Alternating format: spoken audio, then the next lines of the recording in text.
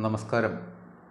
കോയമ്പത്തൂർ ഉള്ള ഒരു പ്രൈവറ്റ് കോളേജിൽ ഒരു പെൺകുട്ടി പഠിക്കാൻ പോയിട്ടുള്ള ഒരു ഫസ്റ്റ് ഇയർ വിദ്യാർത്ഥിനി, കോളേജിൽ പഠിക്കാൻ പോകുന്ന ഒരു 18 വയസ്സുകാരി കോളേജിൻ്റെ 4ാം നിലയിൽ നിന്ന് ചാടി ആത്മഹത്യ ചെയ്തിരിക്കുന്നു. അതിന് കാരണം ഒരു 1500 രൂപ കാണാതെ പോയതുമായി ബന്ധപ്പെട്ടുള്ള ഒരു ഇഷ്യൂ. അതാണ് ഈ കുട്ടിയുടെ ആത്മഹത്യയിലേക്ക് നയിച്ചിരിക്കുന്നത്. ഈ വിഷയം അവിടെ വലിയ കോലാഹലങ്ങൾ സൃഷ്ടിച്ചിരിക്കുന്നു.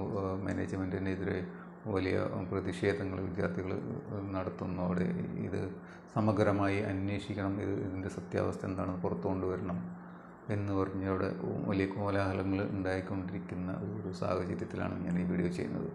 ഇത് പുറം ലോകം എത്രത്തോളം അറിഞ്ഞിട്ടുണ്ടെന്നുള്ളത് അറിയില്ല. അപ്പോൾ ഇതിൻ്റെ സത്യാവസ്ഥ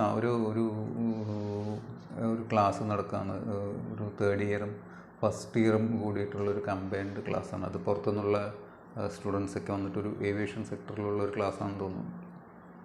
അപ്പോൾ ഈ ക്ലാസ് നടക്കുന്നതിൻ്റെ ഇടയ്ക്ക്, ആ ക്ലാസ് നടക്കുന്നതിൻ്റെ ഗ്യാപ്പിൽ ലഞ്ച് ബ്രേക്ക് വിടുന്നില്ല. ആ ലഞ്ച് ബ്രേക്ക് കഴിഞ്ഞ് വന്നിട്ടൊരു കുട്ടി, പുറത്തെ കോളേജിൽ നിന്ന് വന്നിട്ടുള്ളൊരു കുട്ടി അവരെ 1500 രൂപ കാണാനില്ല എന്ന് അവരുടെ ഫാക്കൽറ്റിയോട് കംപ്ലയിൻറ്റ് പറയുന്നു. അപ്പോൾ അത് അവർ സീരിയസ് ആയിട്ട് എടുക്കുന്നത്, സീരിയസ് ആയിട്ട് അന്വേഷിക്കുന്നു. അപ്പോൾ CCTV കാര്യങ്ങളൊക്കെ ഉണ്ട്. അപ്പോൾ CCTVയിൽ അന്വേഷിച്ചപ്പോൾ കാണാൻ കഴിയുന്നത് ഒരു പെൺകുട്ടിയും ഒരു ആൺകുട്ടിയും കൂടെ ആ ക്ലാസ് മുറിയിൽ ലഞ്ച് ബ്രേക്ക് സമയത്ത് അവിടെ നിന്നിരുന്ന CCTV അവർക്ക് കിട്ടുന്നു. അപ്പോൾ അവരെ വിളിച്ച് ചോദ്യം ചെയ്യുകയാണ് ഉണ്ടായിട്ടുള്ളത്. ചോദ്യം ചെയ്യുക എന്ന് പറഞ്ഞു കഴിഞ്ഞാൽ ഒരു 4 മണിക്കൂർ, 3 മണിക്ക് തുടങ്ങിയിട്ട് 7 മണി വരെ അവരെ സ്റ്റാഫ് റൂമിൽ പിടിച്ചിരുത്തിയിട്ട്, അല്ലെങ്കിൽ നമ്മുടെ കേരളത്തിൽ തന്നെ ഇടിമുറികളൊക്കെ ഉണ്ടായിരുന്നല്ലോ അല്ലേ. ഇടിമുറി കേസൊക്കെ ആയിട്ട് ബന്ധപ്പെട്ട് നമുക്ക് വലിയ കോലാഹലങ്ങളൊക്കെ ഉണ്ടായിരുന്ന കാലഘട്ടം ഉണ്ടായിരുന്നു. അപ്പോൾ അതുപോലെ ഒരു മുറിയിൽ കൊണ്ടുപോയിട്ട് ഇവരെ ചോദ്യം ചെയ്യുക എന്ന് പറഞ്ഞാൽ പൈസ എടുത്തോ എന്നുള്ളത് ഈ 4 മണിക്കുള്ളിൽ എത്ര പ്രാവശ്യം ചോദിക്കാൻ പറ്റും? അപ്പോൾ അത് മാത്രമായിരിക്കില്ല ചോദിച്ചിട്ടുള്ളത്. ഒരു ആൺകുട്ടിയും പെൺകുട്ടിയും നിന്നു എന്ന വിഷയം കൂടെ, അത് ഒരു എന്താ പറയുക, സദാചാര ഗുണ്ടായിസം എന്നൊക്കെ പറയില്ലേ, സദാചാര പോലീസ് ചമയ. അപ്പോൾ അത് പല കോളേജുകളിലും, അത് ഈ സംഭവിച്ച കോളേജിലല്ല, വ്യാപകമായിട്ട് ഈ കോളേജുകളിൽ ഈ ഫാക്കൽറ്റീസ്, അധ്യാപകർ അല്ലെങ്കിൽ അനധ്യാപകരൊക്കെ ആയിട്ടുള്ള ആളുകൾ ഇത് ഒരു ആൺകുട്ടിയും പെൺകുട്ടിയും തമ്മിൽ സംസാരിച്ച് കഴിഞ്ഞാൽ, അല്ലെങ്കിൽ അവരടുത്തിരുന്ന് കഴിഞ്ഞാൽ ഇവർക്ക് ചൊറിച്ചിലാണ് അല്ലേ. ഇവരെന്താണ് വിചാരിച്ചിരിക്കുന്നത്? ഒരു ആൺകുട്ടിയും പെൺകുട്ടിയും കൂടെ അടുത്തിരുന്നാൽ അല്ലെങ്കിൽ സംസാരിച്ച് കഴിഞ്ഞാൽ ലോകം ഇടിഞ്ഞു വീഴുന്നതാണ്.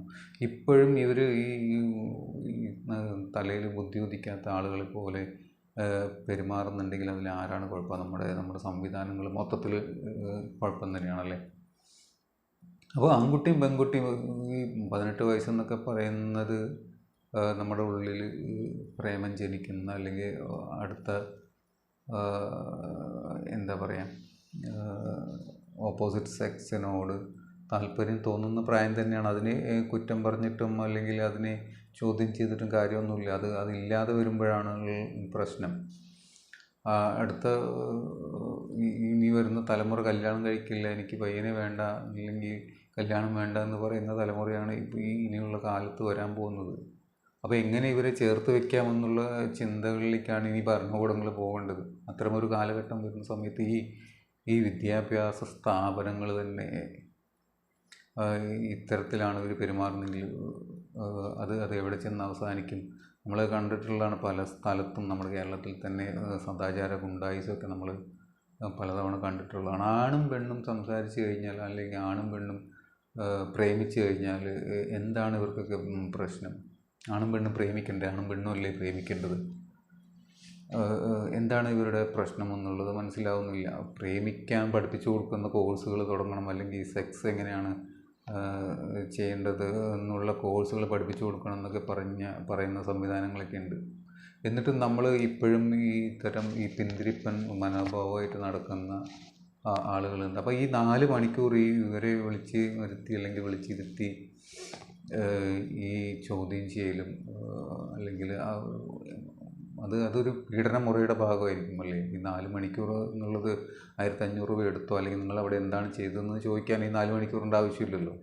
അപ്പോൾ അത്രയും മാനസികമായിട്ട് ഒരു പീഡനത്തിനിരയായിട്ടുണ്ടാവും എന്നുള്ള ഒരു തോന്നലാണ് അവിടെയുള്ള കുട്ടികൾക്കുണ്ടായത്. കാരണം അവിടെയുള്ള മറ്റു കുട്ടികൾക്കും ഇതുപോലുള്ള ദുരനുഭവങ്ങൾ നേരത്തെ ഉണ്ടായിട്ടുണ്ട്. അപ്പോൾ അത് ചോദ്യം ചെയ്യപ്പെടണം, അത് അന്വേഷിക്കണം, അത് പുറത്തു വരണം എന്നൊക്കെ പറഞ്ഞുകൊണ്ട് തന്നെയാണ് അവർ അവിടെ സമരം രീതി ചെയ്യുന്നത്. 5 ദിവസം 6 ദിവസം കോളേജ് അടച്ചിടാൻ തീരുമാനിച്ചിട്ടുണ്ട്. പക്ഷേ ആരും വീട്ടിൽ പോയിട്ടില്ല. പിള്ളേരൊക്കെ ആ കുട്ടികളൊക്കെ അവിടെ തന്നെ ഇരുന്ന് ഇതിനു വേണ്ടി പ്രതിഷേധിക്കുകയാണ്. അപ്പോൾ തലേന്ന് ഏട്ടൻ ബസ് കയറ്റി വിട്ട ഈ അനിയത്തി, ഈ 18കാരി, അത് വീട്ടുകാരെ വിളിച്ചിട്ട് പറയണ കുട്ടി ഒന്ന് വീണിട്ടുണ്ടെന്നൊക്കെ പറയുന്നു.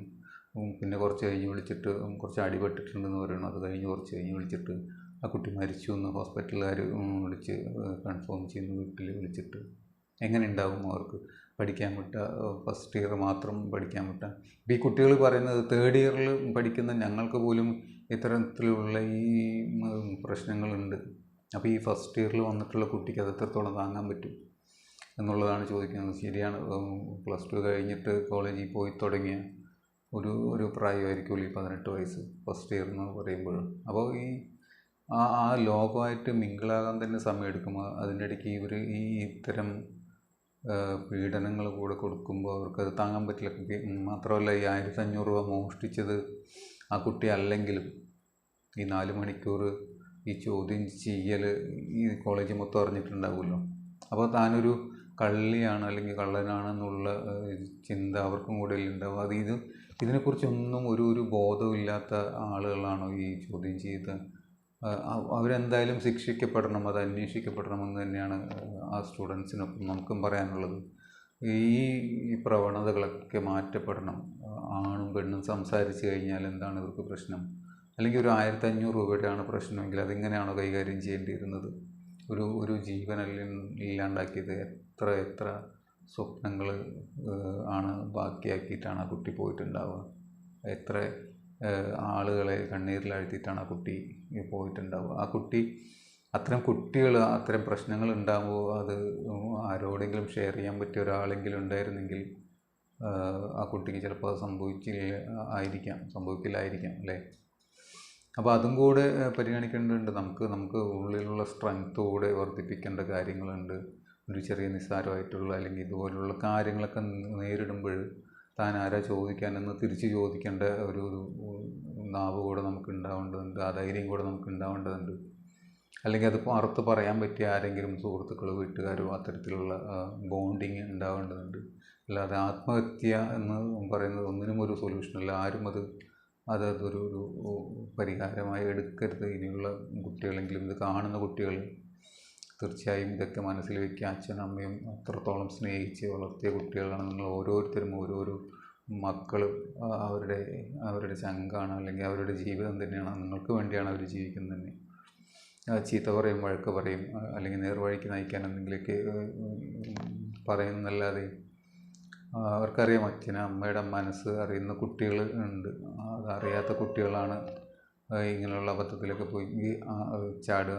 ഒരു നിമിഷമെങ്കിലും അവരുടെ മുഖം അല്ലെങ്കിൽ അവരുടെ ദുഃഖം എന്തായിരിക്കും എന്നുള്ളത് ആലോചിച്ച് കഴിഞ്ഞാൽ ഇത്തരം പ്രവണതകളിൽ ഇത്തരം അവസരങ്ങൾ വരുമ്പോൾ അതിനെ നേരിടാനുള്ള തൻ്റെ ഇടം കൂടെ അവർക്ക് കിട്ടും എന്ന് വിചാരിക്കുന്നു. അപ്പോൾ ഇതെല്ലാം മനസ്സിൽ വെച്ചുകൊണ്ട് മക്കളെ വളർത്തുക. അല്ലെങ്കിൽ കോളേജിൽ ആരെങ്കിലും കാണുന്നുണ്ടെങ്കിൽ അവരുടെ കൂടെ ഇത് മനസ്സിൽ വെച്ചിട്ട് പെരുമാറുക കുട്ടികളുടെ അടുത്ത് എന്നുള്ളത് അഭ്യർത്ഥിക്കാനുള്ളത്. എന്തായാലും ഇതിൻ്റെ സത്യം പുറത്തു വരട്ടെ, തെറ്റ് ചെയ്തിട്ടുള്ളവർ ശിക്ഷിക്കപ്പെടട്ടെ എന്ന് മാത്രം ആഗ്രഹിച്ചുകൊണ്ട് നിർത്തുന്നു.